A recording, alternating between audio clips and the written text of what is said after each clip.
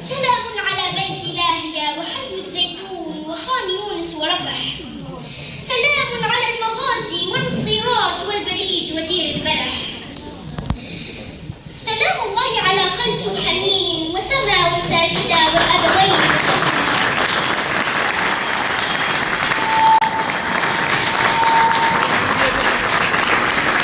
بل هو حضور كذلك لشاعرة صغيرة وجميلة ستقدم إبداعاتها بيننا لعلها أمل جديد للمستقبل.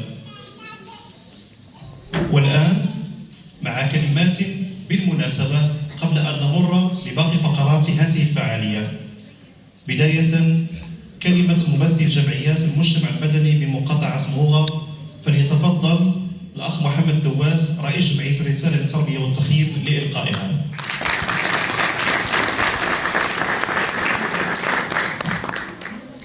بسم الله الرحمن الرحيم، والصلاة والسلام على أشرف المرسلين. تحية طيبة ورمضان مبارك كريم.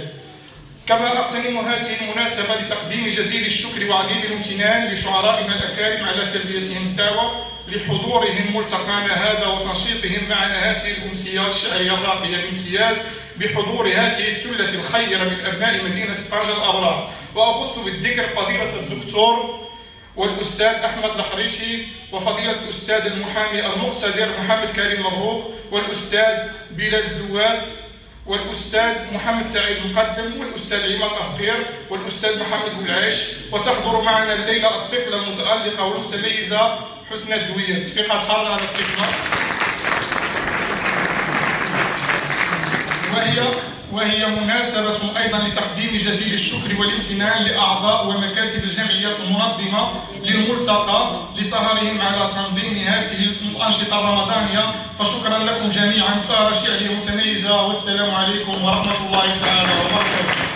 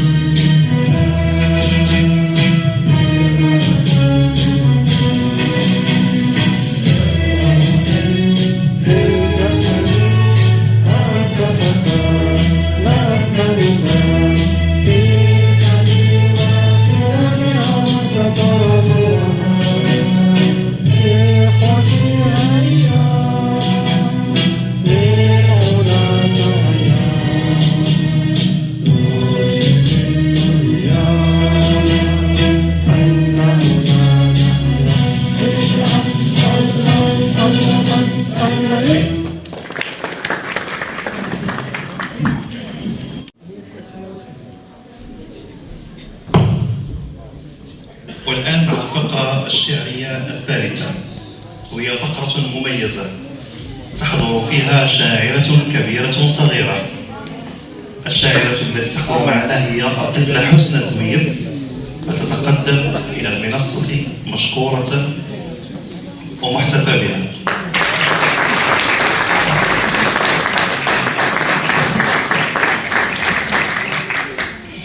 سلام الله على غزة بما فيها وبمن فيها وبكل ما فيها. سلام الله على غزة حتى تطيب جراحها. سلام على غزة حتى يطمئن فؤادها. سلام على بيت لاهيا وحي الزيتون وخان يونس ورفح. سلام على المغازي والنصيرات والبريج ودير البلح. سلام الله على خلت وحنين وسما وساجدة وأبوين.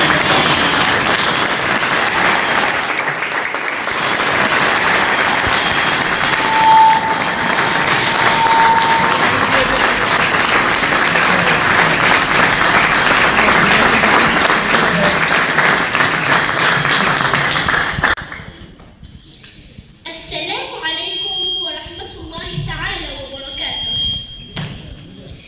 في غزة نبت الشموخ وأثمرا،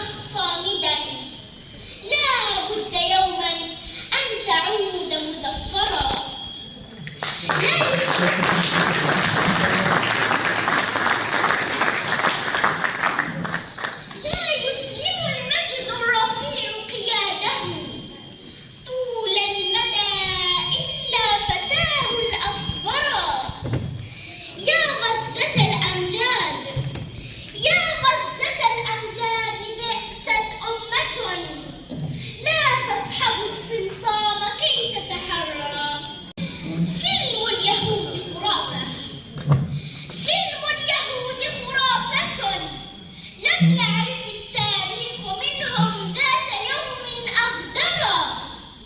فطرت يهود على الخساسة والخنا، فعلى طباع غيرها لن تفترى.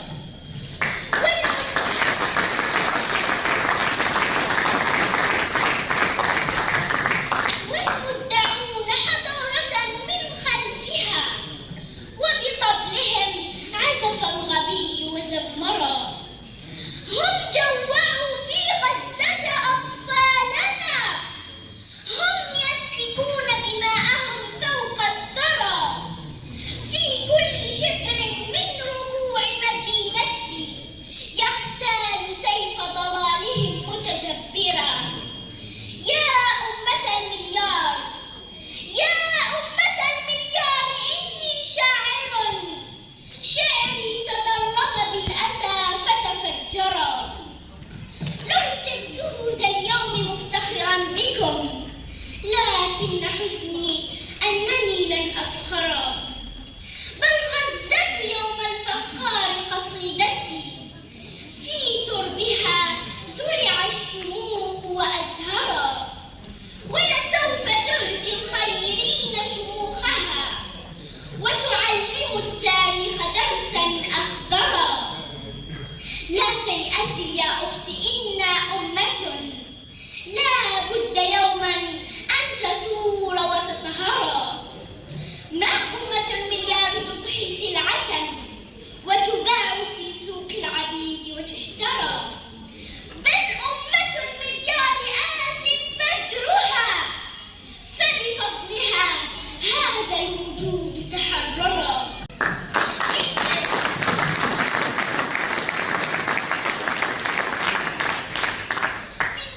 من قلب الليل يبزق بارق، فترى الظلام أمامه متقهقرا. إن اليهود سحابة في أرضنا، لا بد يوما أن تزول وتدحرا.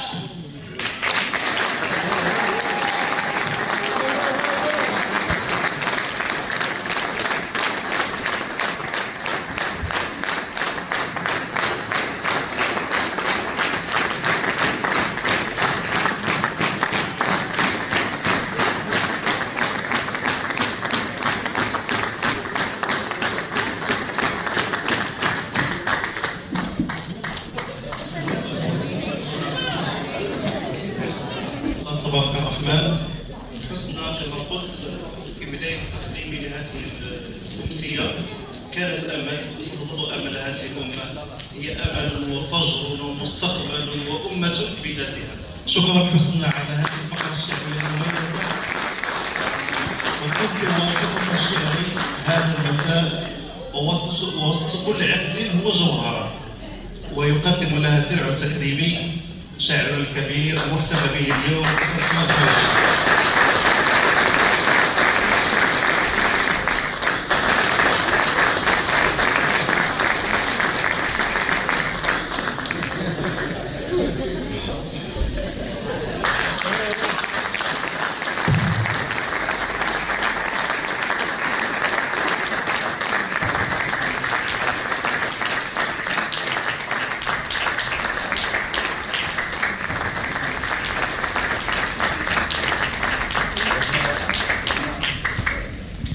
يسمى النزول نحو الأعلى.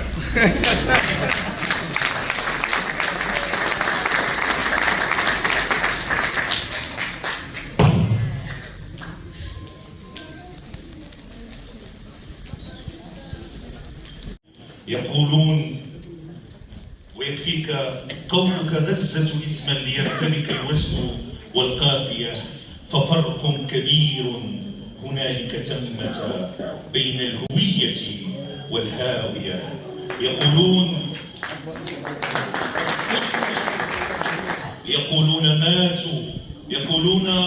ماتوا وما علموا بكم تبعث الأمة الفانية.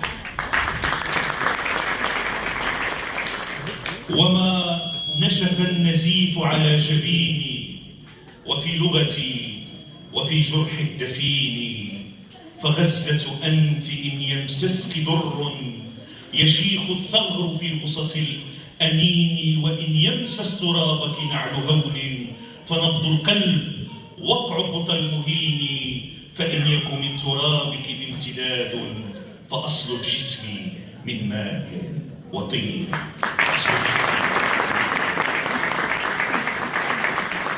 بنيت فوق دمي جسرا لمن عبروا، وفي ضلوعي من قدح الهوى شرروا. لا شيء في العدم اليومي يدهشنا، ولا مسيحك في الأحزان منتظر.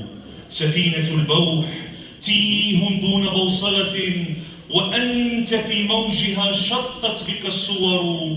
وسط الفجيعة ظل الله منسحب، فلا قصائد إلا الكف والحجر. أقصى أراضيك صحراء، وقافلة من أرض أقصاك لي في جرحها سفر. تزاحمت فيك أوجاع البلاد، فهل دمع الملايين في عينيك مختصر. تزاحمت فيك أوجاع البلاد. لا أريد أن أكون أطول مني كما أقول دائما.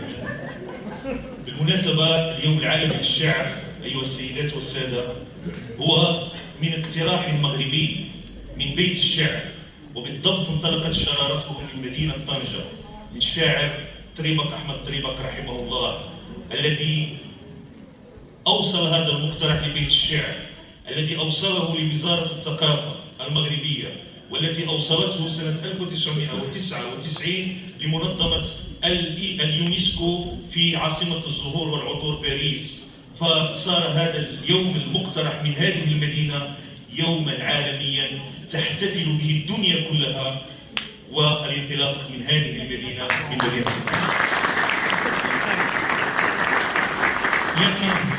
هذا اليوم أيضا 21 مارس هو اليوم العالمي للشعر، واليوم العالمي للأم، واليوم العالمي للشجر، واليوم العالمي للنوم أيضا، حيث نجد أن المسؤولين العرب كلهم يحتفلون به طيلة السنة كما يبدو، ولا يرون الكوابيس التي تحيط بنا من كل جانب. وأتصور أيضا أن هذا اليوم هو اليوم الذي ولد فيه نزار قباني 21 مارس أيضا. لماذا؟ لأنه أول أيام الربيع أيضا. هذا اليوم المميز الجميل الذي ألتقي فيه بكم أيها السيدات والسادة، وإن كنت كرمت كثيرا خارج المغرب، لكن أجمل وأنبل وأصعب تكريم هو أن تنال الاعتراف من أقرب الأقربين إليك، من مدينتك، وهذا في ملتي واعتقادي.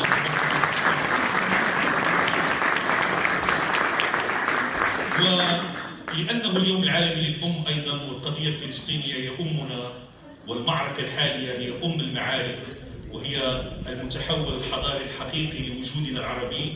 اسمحوا لي أن أحتفي أيضا بأمي، هذه المرأة البسيطة المطلقة التي تركت الدنيا وراءها لأكون اليوم أمامكم.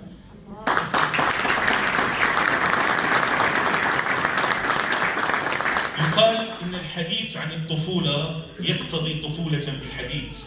أمي امرأة بسيطة، سأخاطبها بقصيدة بسيطة، وبسيطة تعني أيضا الدنيا بسيطة أيضا. أنا من طينها نبت، أنا من طينها نبت، فمن صلصالها جئت. وجاء كيان هذا الكون، جاء الحي والميت، فروح الله مذ كنا لها في روحها نفت. هي الخصب المقدس بي، ولو ما كان ما كنت، وكون لا تكون به كأن حياته موت. فمنذ البدء ترعاني، وما زلت كطفل تائه الخطوات، طفل تائه الخطوات، لي في حضنها بيت. أرى وجع الزمان له على قسماتها نحت، تطوقها عقاربه وينفث سمه الوقت. فأعشق كل صابرة لها من حسنها سمت، لها من وجهها ألق، لها من حزنها نعتو لها فوق الجنان خطى يرتل وقعها الصيت فقبل جنة القدمين قبل جنة القدمين إن عروجنا تحت وإن أكو لم أقل سبحانها أمي فقد كدت.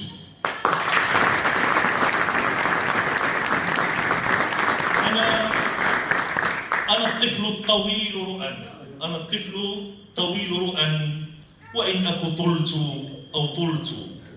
أحب حلاوة الشوكولا وللألبان لي مقت ودكتور الختان ألم يشل السقف إذ كنت أفتش عن عصافير وحتى الآن لا زلت.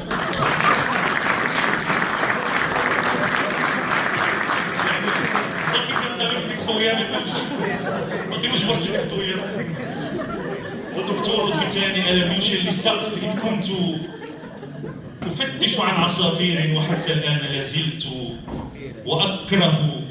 وأكره عمة الغولة، وأكره عمة الغولة أراها حيثما سرت على وجه الفساد وكم لها في حكمنا سرت. فسحقا للأولى ظلموا وسحقا أيها الكبت. فيا أما بألف أب لها ما كنت أو صرت، فيا أما بألف أب لها ما كنت أو صرت. ولو تدري الدنا حبي لها وجهاتها الست لصرت لها أنا أما وصارت لي أنا بنت. أكن لها هوى ورؤى يضيق بحملها الصوت. مقامك كيف أدركه وحبل الشعر منبت.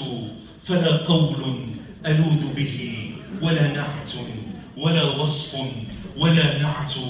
فقد ضاق الكلام فقد ضاق الكلام إذن لتنطق أيها الصمت. شكرا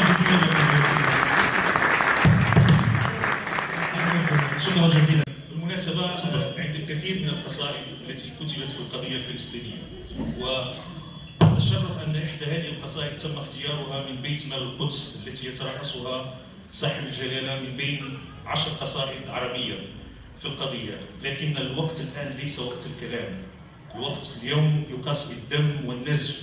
وقت الشعر الحقيقة أيها السيدات والسادة ليس ما نقوله اليوم، بل ما يفعله هؤلاء الذين كشفوا وحشية العالم، حيث تتداعى كل شعارات الديمقراطية والحرية والعدالة والاعتراف بالآخر، ونجد أنفسنا أمام هذا الذئب الكبير الذي كشر عن أنيابه ونحن الأمة المفترسة. شكرا جزيلا. ومع ذلك نشد الشعر والقصيد لأنه الأمل. لنا الكلمة اليوم فلنقل كلمتنا ولنرضي. قبل أن أمرر لك هدية جميلة من جميلة هذا الحفل.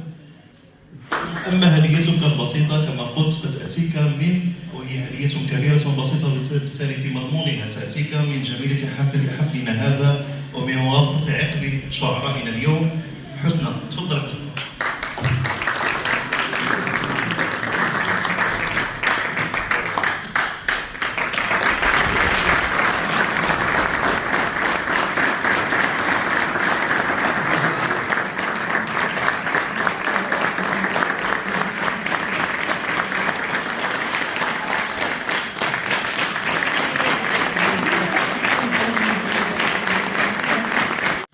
وتحت تصفيقاتكم ونادي على الأستاذ عبد الله مقدم عن مقاطعة الصبوغة، السي محمد سعيد لربيش أيضا عن مقاطعة الصبوغة، تكريم بسيط الأستاذ كريم مبروك على تقديمه المتميز والجميل لهذه الأمسية. تحت تصفيقاتكم.